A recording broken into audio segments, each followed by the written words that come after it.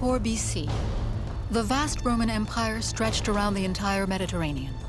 Julius Caesar, proclaimed dictator in perpetuity, assumed full powers and governed like a king.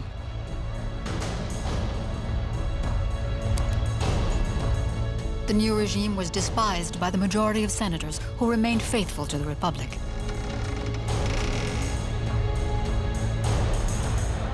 Cassius and Brutus, leaders of the discontented, prepared to riposte.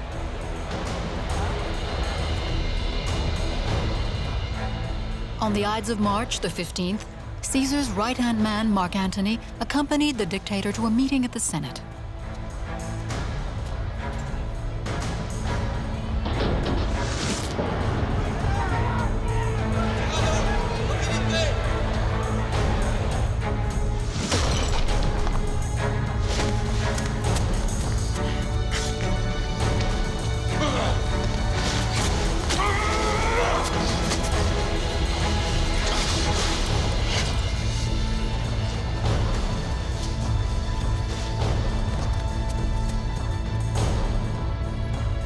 In an attempt to save the threatened republic, Brutus and Cassius assassinated Caesar. Antony, the second most powerful man in the empire, had good reason to fear for his life.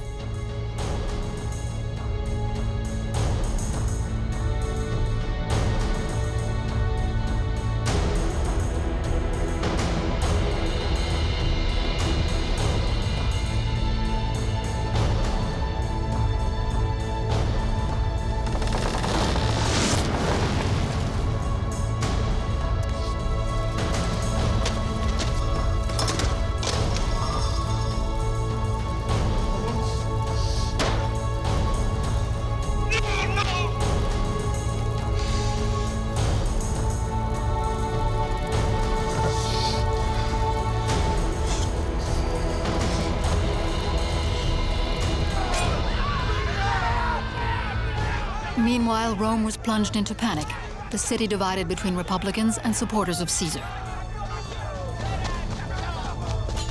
According to the plebes, a god had been murdered and Rome was doomed.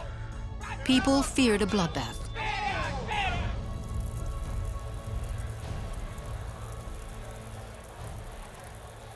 Cleopatra, renowned mistress of Caesar and pregnant with his son, discovered the terrible news and, like Antony, saw her world crumble.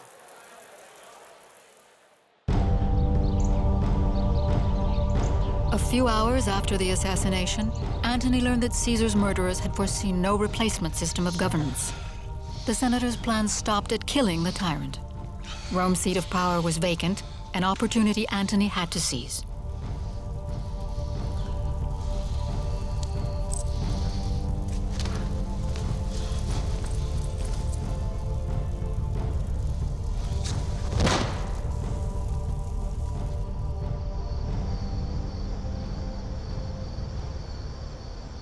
The city slept beneath a blanket of fear, of civil war.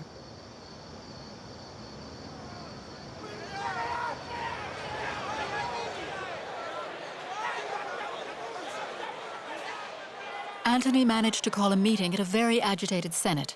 Tension was palpable between the assassins and supporters of Caesar. Seditiones populus Romanus facturus est. Murmurat enim minaque iactat multitudo. Que etiam vos atque domos vestras, cognatosque familiasque pugnare potest. Equidem nullum aliud consilium nisi mali vestri impediendit ineo.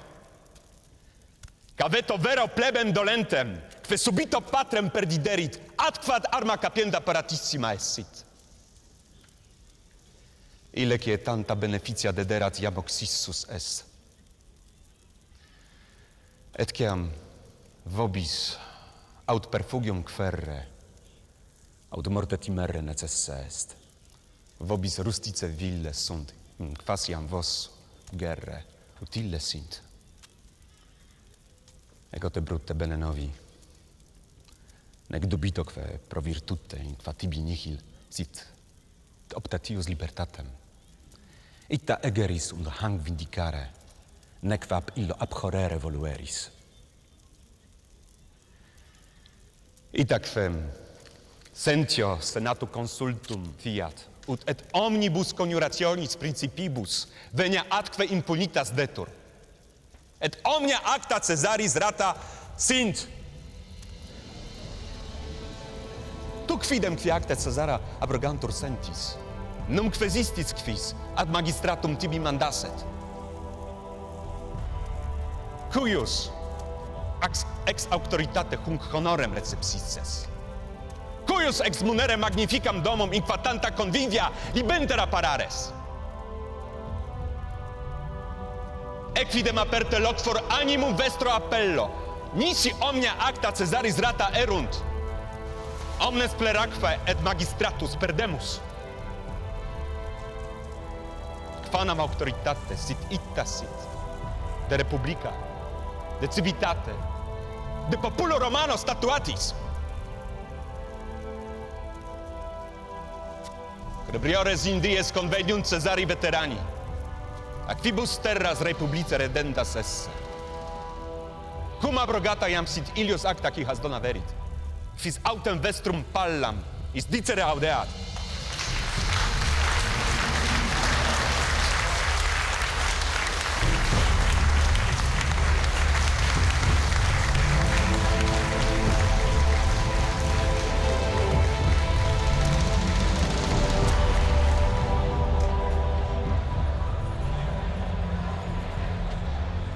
Antoine revient de loin.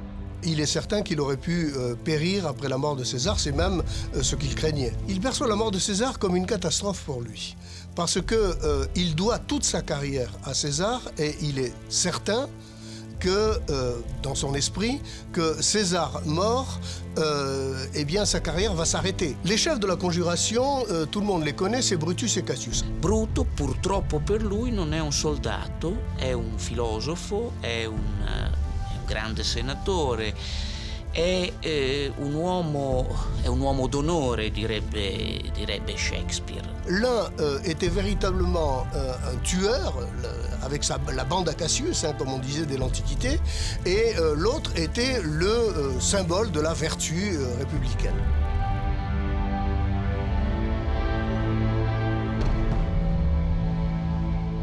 Antony had avoided a civil war, making him, in the eyes of many, the man who re-established public peace.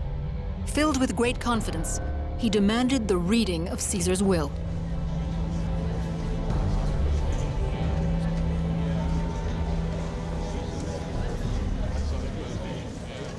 Amici, implica leggere.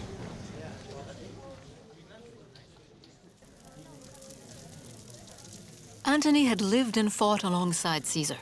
He was a military genius who Caesar had left to govern Italy in his absence. He therefore had good reason to hope to be strongly favored in Caesar's will. Gaius Julius Caesar, sororis suae nepotem Gaium Octavium, heredem suum ex dodrante instituit. Praeterea, in imacera, Gaium Octavium etiam in familiam nomenque adoptat. Populo autem Romano, ortos suos circa Tiberim sitos publicae legat. Antoine a sans doute été déçu. Le contenu du testament était loin d'être à la hauteur de ses espoirs. César marque nettement sa préférence pour Octave, son petit-neveu, qui est tout juste âgé de 18 ans, et il s'est pris d'affection pour lui 6 mois plus tôt, apparemment, en le couchant en quelque sorte sur son testament. Cette adoption totalement secrète laisse penser que César envisageait de modifier ce testament, écrit en septembre 45. Il pouvait encore avoir un fils de sa chair, ou même vouloir d'un autre héritier. Quelles que furent ses intentions, il n'eut pas le temps de rédiger un nouveau testament, ne pensant pas être assassiné. C'est un testament privé. On ne peut pas parler d'héritage politique dans la mesure où Rome est encore une république et donc César n'est pas un roi susceptible de pouvoir léguer un royaume à des héritiers.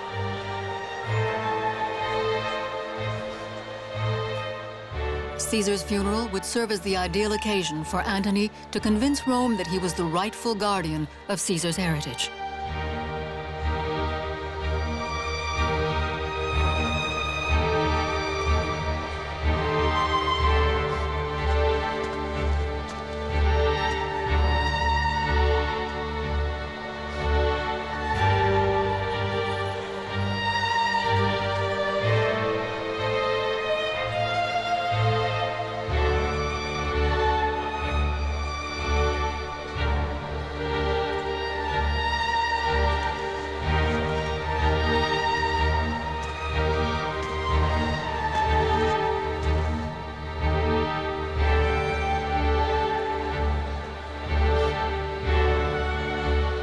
Oci Cesar privatus mortuus esset. Magnis orationibus non mihi opus esset. Sed quoniam et ille in summo imperio perit, et ego etiam consulantum gero. Nullas respedicentes sunt tacere debe. Certer pater ille, canvis pontifex maximus, sacrosanctus, vir magnus, divus, tamen ab amicis, a civibus oxissus est, quam nullus hostis interficere potuerat.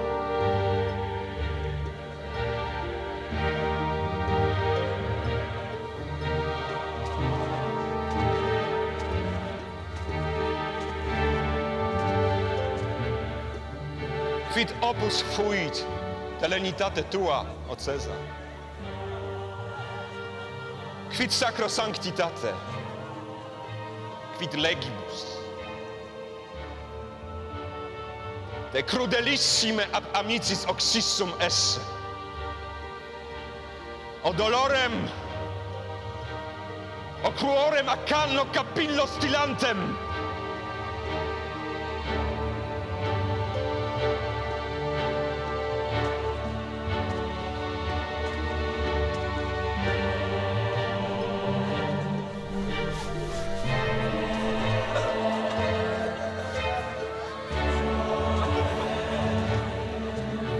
Ceratam togam, quam nulla ratione vestivisse videris, nisi ut in ea ferum reciperes.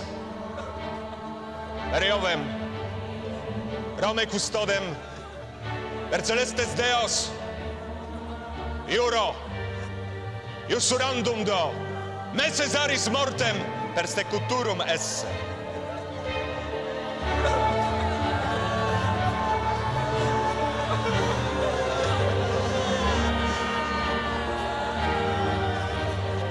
At the end of his speech, Antony approached the improvised funeral pyre. Swept up in a fervor, the crowd set fire to the pyre and threw on arms, clothes, and jewelry, setting the premises of Caesar worship. Alors au moment des funérailles de César, il va jouer un jeu extrêmement ambigu et très habile. Il n'appelle pas à la vengeance, mais ça revient exactement au même parce qu'il provoque la colère du peuple qui est furieux de l'ingratitude des meurtriers de César. Faced with the vindictiveness of the people, Brutus and Cassius were forced to flee Rome, leaving the path clear for Antony.